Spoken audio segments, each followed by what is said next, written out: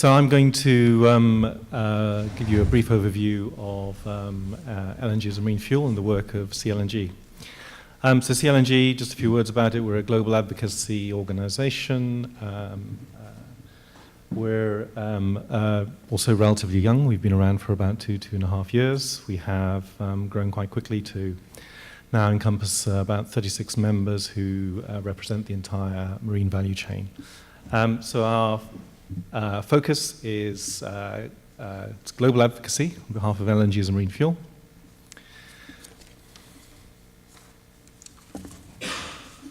There are three principal areas in which we're focused.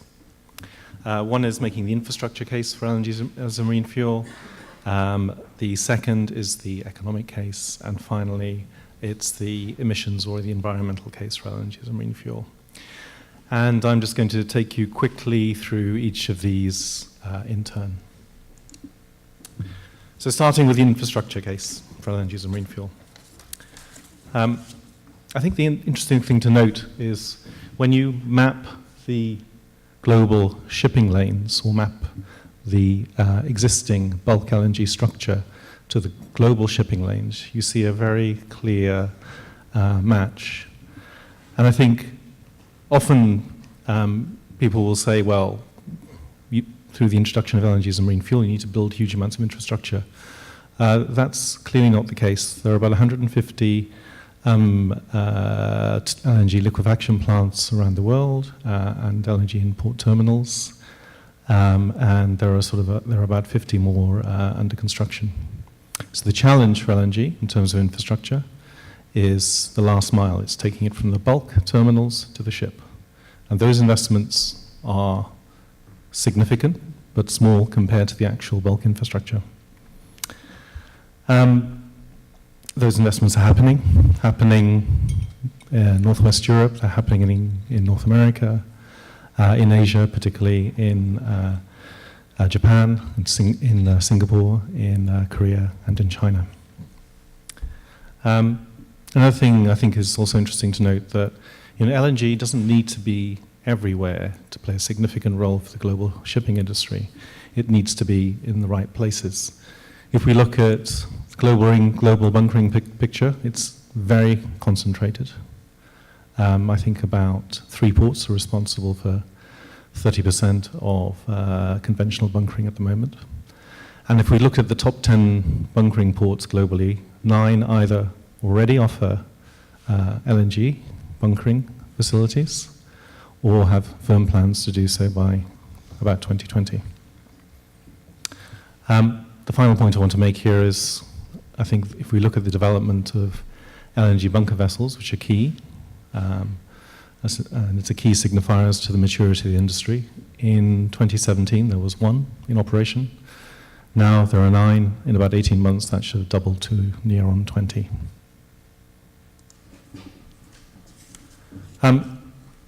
So what about the economics?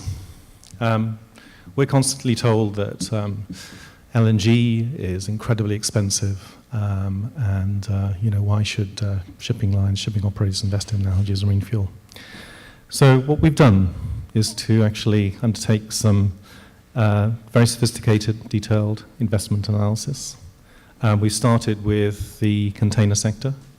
We've modeled a 14 TEU vessel operating on a Trans-Pacific route. We've modeled it under a variety of scenarios in terms of relative fuel prices.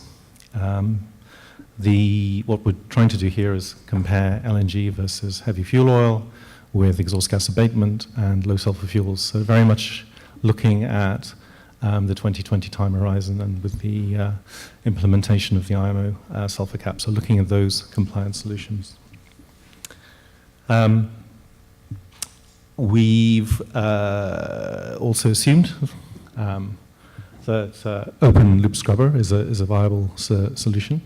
So we've been very deliberate. We've been deliberately conservative in our assumptions, and the way in which we've done this is to look at publicly available data.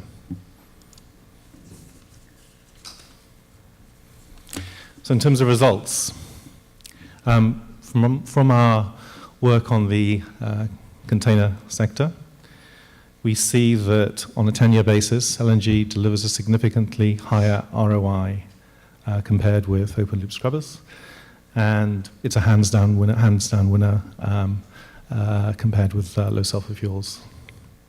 Looking forward, we can expect to see the LNG CAPEX costs diminishing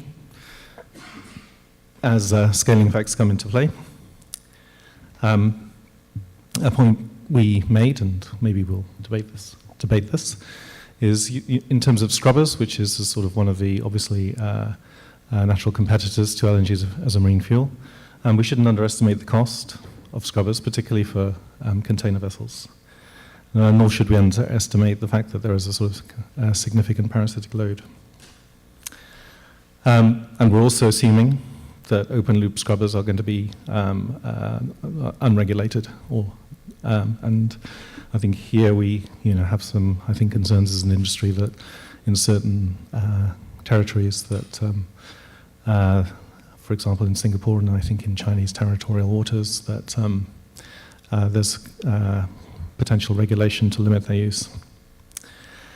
And finally, LNG as a fuel itself is not only cheap, but I think an important factor to note, it's also much less volatile than traditional marine fuels.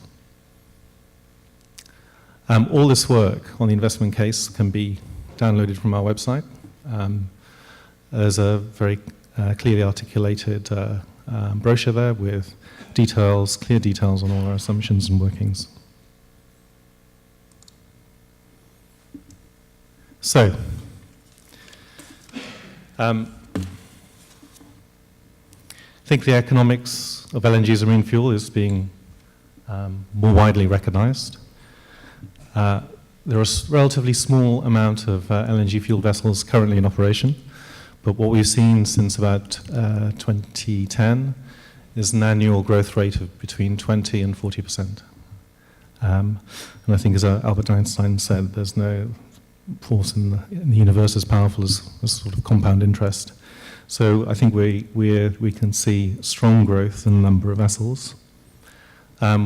We've seen a spread out from the short sea shipping space, primarily from ferries and offshore supply vehicles, to the deep sea shipping space. So we've seen increasing uptake by the cruise sector, who are particularly sensitive to environmental issues, to container lines, to oil and chemical tankers and car carriers. Finally, a few words on the environment, which is, I think, where LNG sort of comes into its own.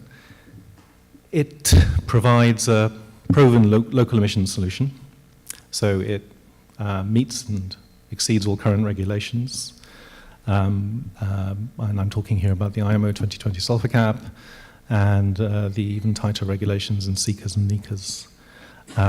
It emits zero SOx, results in a 90% reduction in NOx, and a 99% reduction in particulate matter compared to heavy fuel oil. It also sort of future-proofs the investment or the industry against future more stringent regulation that we could anticipate for local emissions.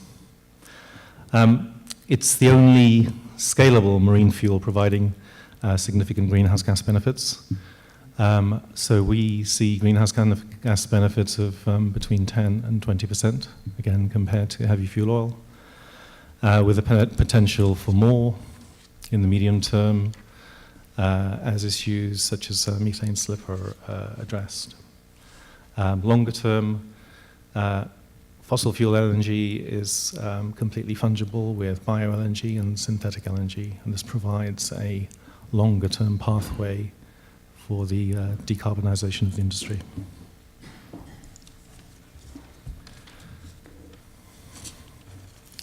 So finally, just a few words on where we're taking our advocacy work. For us, it's key that our advocacy is based on objective, credible data. So we're sponsoring a series of academic studies. The first of these will be published on the 11th of April, which will look at the greenhouse gas benefits of LNG on a well-to-wake basis, compared with heavy fuel oil and low sulfur fuels within the context of the IMO 2020 compliance solutions. Another piece of work that we're looking at is work on alternative fuels. So there's a lot of discussion around alternative fuels.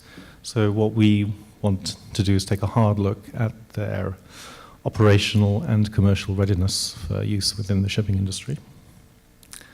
And then another piece of work that we will be commissioning later in the year will be pathways analysis to look at the role that LNG can play in achieving long-term decarbonisation of the shipping industry.